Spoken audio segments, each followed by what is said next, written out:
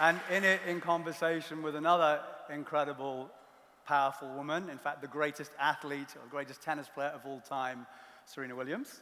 So please, please give a very warm One Young World welcome to the co-founder of Archwell, Meghan, the Duchess of Sussex.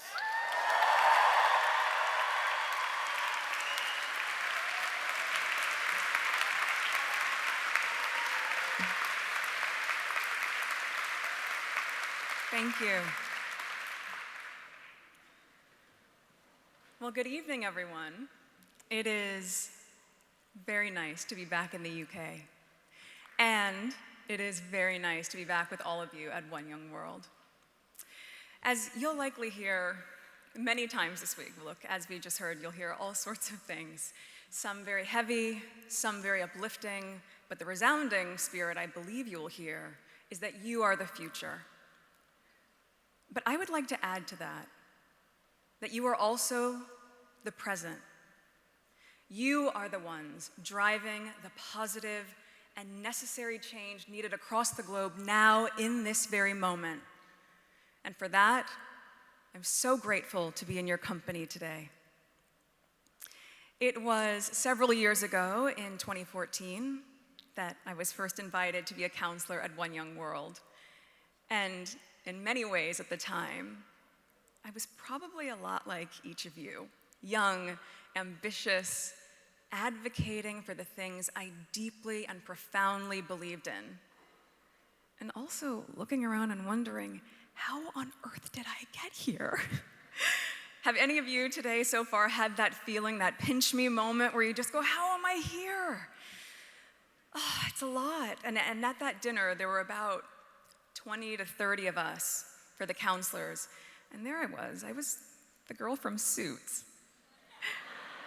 And I was surrounded by world leaders, humanitarians, prime ministers, and activists that I had such a deep and long-standing respect and admiration for. And I was invited to pull up a seat at the table. I was so overwhelmed by this experience. I think I even saved my little paper place card that said my name on it. Just proof that I was there, and proof that I belonged. Because the truth was, I wasn't sure that I belonged. I was so nervous. Oh, I doubted myself, and I wondered if I was good enough to even be there, if what I was doing in the world, albeit important and meaningful as far as I saw it, was it deserving to have a seat at this table? But One Young World saw in me what I wanted to see fully in myself. They saw in me, just as I see in you, the present and the future. And I reiterate that point because oftentimes we speak to young adults about the years ahead, about what you'll do, what you'll have to adopt to fix from previous generations, and also what legacy you will leave. But too often in that, we neglect the point that you're doing it now. You here in this present moment, this is where it's all beginning. The first year I joined the delegation in Dublin, I worked with a young woman from Eritrea. And she described how she had escaped her home country, fleeing with bullets fired above her head. I still remember it so well. I remember my shock, and I also remember her courage. My recognition of how much continues to go on each day with so many turning a blind eye, and yet despite all odds, she, like so many, still persevered. I followed up that trip, as David mentioned, to joining the delegation again in 2016 in Ottawa. I was very lucky to receive a day off of filming specifically to take a quick flight from Toronto up to Ottawa and to be able to join this work again for One Young World, being with some people that I admired most, including former President of Ireland, Mary Robinson, who you heard from earlier. I joined you in London in 2019, and by that point, it's fair to say, my life had changed rather significantly. I was now married, and I was now a mom.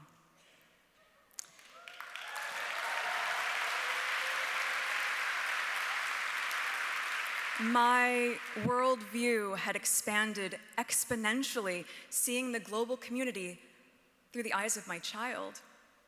And I would ask, what is this world he would come to adopt? And what can we do? What can I do to make it better? I am thrilled that my husband is able to join me here this time.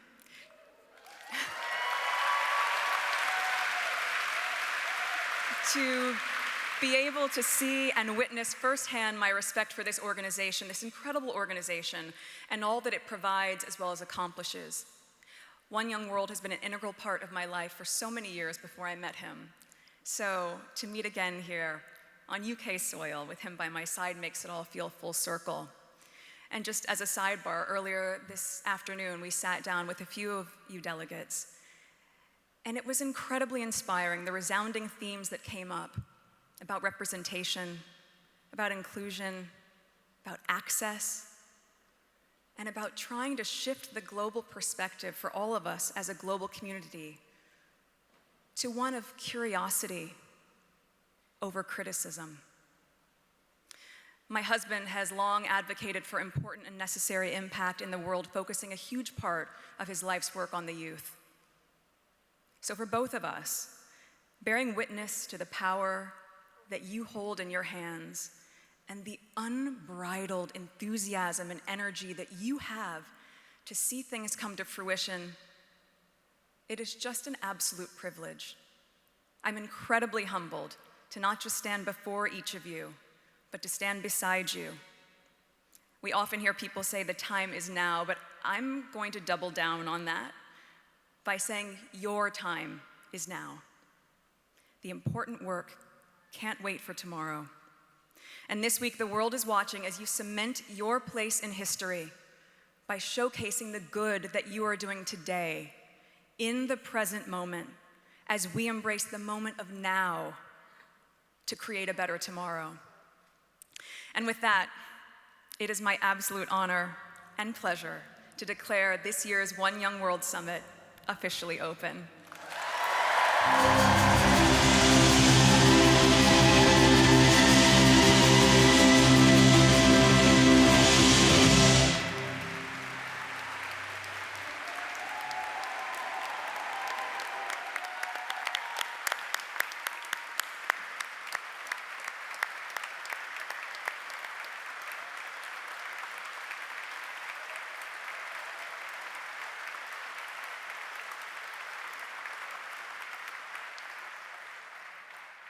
Meghan, thank you.